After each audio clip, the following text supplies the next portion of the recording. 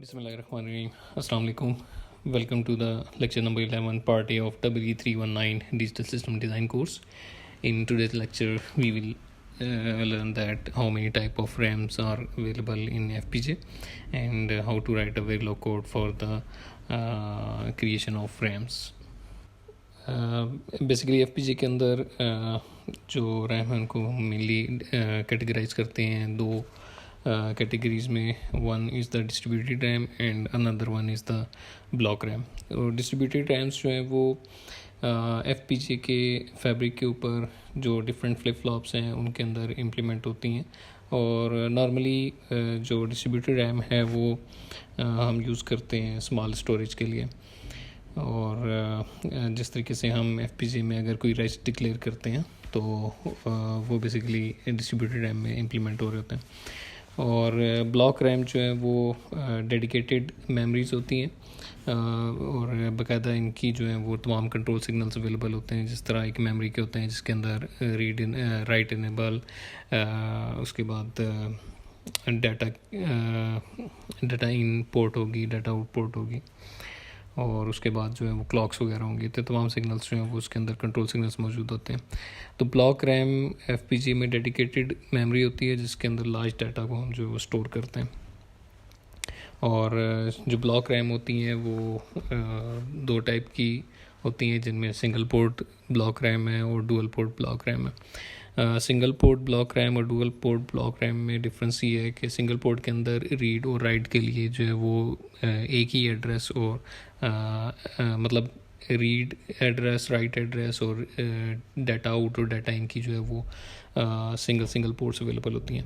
जबकि dual port जो है वो उसके अंदर एक ही मेमोरी के अंदर एट अ टाइम हम डाटा जो है वो राइट भी करवा सकते हैं और रीड भी करवा सकते हैं. तो डेडिकेटेड जो है वो पोर्ट्स अवेलेबल होते हैं.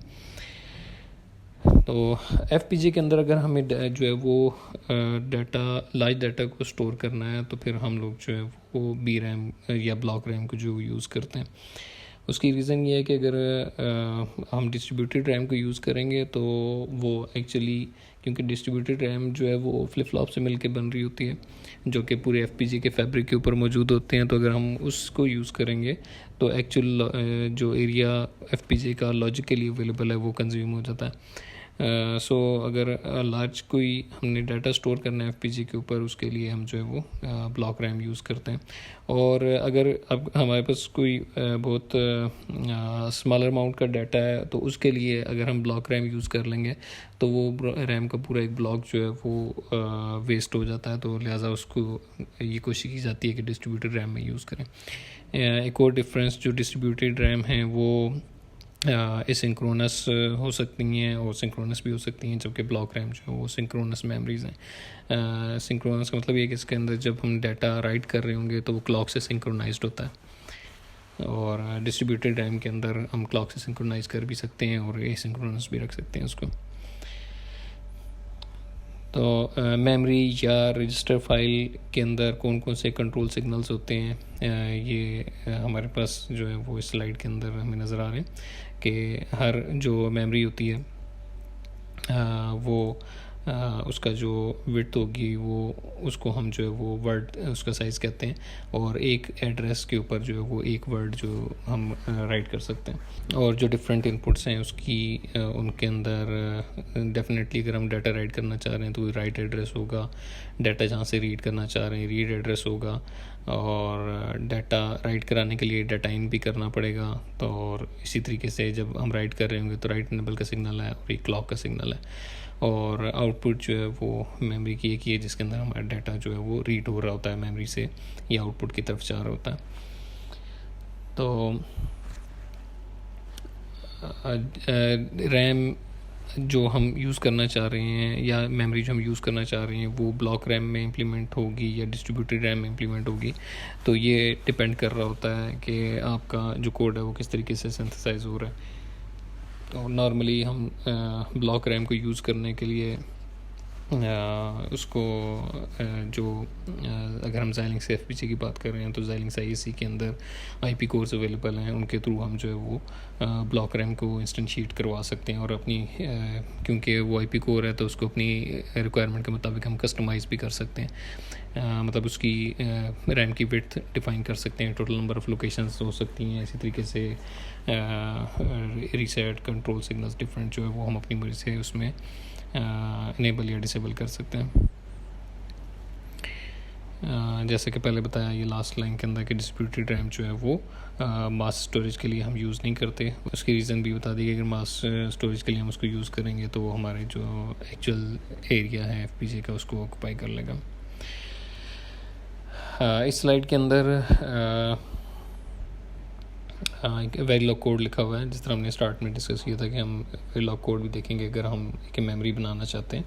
इसमें जो रीड है वो डुअल पोर्ट से रीड हो रहा है, डाटा आउट 1 और डाटा आउट 2, और डेफिनेटली अगर डाटा रीड 2 पोर्ट से हो रहा है तो 2 डिफरेंट एड्रेसेस भी जो हैं वो चाहिए होंगे डाटा को रीड करने के लिए। और डाटा इन हमारे पास 32 बिट का वर्ड साइज़ है, इसका 32 बिट का डाटा इन हो सकता है, सिमिलरली जो डाटा आउट हो सकता है वो भी 32 बिट का। तो इस मेमोरी का जो वर्ड साइज़ है दैट इज़ 32 बिट, और टोटल 5 बिट की हमारे पास जो है वो एड्रेस लाइंस हैं जिनमें रीड एड्रेस भी हैं और राइट एड्रेस भी हैं। तो इसका मतलब है 2⁵5 या हम कह सकते हैं कि 32 टोटल लोकेशन जो इस मेमोरी की होंगी, और हर लोकेशन के ऊपर 32 बिट जो है वो स्टोर हो सकती हैं। तो इसका मतलब है कि जो मेमोरी बनेगी that will be the total size of the memory will be 32x32 bits. और इसके अलावा जो बाकी सिग्नल्स हैं, कंट्रोल सिग्नल्स हैं, उनमें क्लॉक है सिंक्रोनस राइट करने के लिए, और राइट इनेबल का सिग्नल है जो राइट को जो है वो इनेबल करेगा। तो वेरिलॉग कोड को हम स्टार्ट करते हैं। ब्लॉक समझने के बाद रजिस्टर फाइल के नाम से मॉड्यूल क्रिएट किया हुआ है, और उसकी तमाम जो पोर्ट लिस्ट यहाँ पे आपको नज़र आ रही है इस पूरी ब्लॉक के अंदर, वो तमाम पोर्ट लिस्ट यहाँ पे गिवन है। और उसके बाद हमने डाटा आउट 1 भी 32 बिट का है, डाटा आउट 2 भी 32 बिट का है, तो वो हमने यहाँ पे जो है वो 32 बिट के वेक्टर्स डिक्लेयर कर लिए हैं। सिमिलरली डाटा इन है that is also 32 bit wide, और तीनों एड्रेसेस जिसके अंदर रीड एड्रेस 1, रीड एड्रेस 2 और ये राइट एड्रेस हैं, ये सारे के सारे जो है वो 5 बिट्स के हमें नज़र आ रहे हैं। तो इन तमाम को हमने जो 5 बिट का यहाँ पे डिक्लेयर कर दिया, और क्लॉक और राइट इनेबल हमारे इनपुट सिंगल बिट के सिग्नल्स हैं। और ये तो तमाम कंट्रोल सिग्नल हैं। अब एक्चुअली हमने जहाँ पे जो मेमोरी क्रिएट करनी है वो हमने यहाँ पे इस लाइन के अंदर जो आपको नज़र आ रही है डिक्लेयर की हुई है, रजिस्टर डिक्लेयर किया हुआ है जो कि 32 बिट का एक वेक्टर है, और उसकी हर लोकेशन के ऊपर जो है वो 32 बिट स्टोर हुई, यानी रेज फाइल एक्चुअली जो आपकी मेमोरी बनेगी that is reg file file. Read address normally memories के अंदर जो रीड का ऑपरेशन होता है वो सिंक्रोनस होता है। इसका मतलब ये है कि जब भी आप कोई रीड एड्रेस दे देंगे तो इस रेज फाइल के इस एड्रेस के से डाटा उठ के जो है वो आपका आउट 1 की तरफ चला जाएगा, डाटा आउट 1 की तरफ। और ये क्योंकि कंटिन्यूस असाइनमेंट है, और ये क्योंकि कंटिन्यूस असाइनमेंट है तो इसका मतलब है कि जब भी आप रीड एड्रेस 1 को अपडेट कर रहे होंगे तो एक नया डाटा आउट के जो है वो डाटा आउट की तरफ चला जाएगा।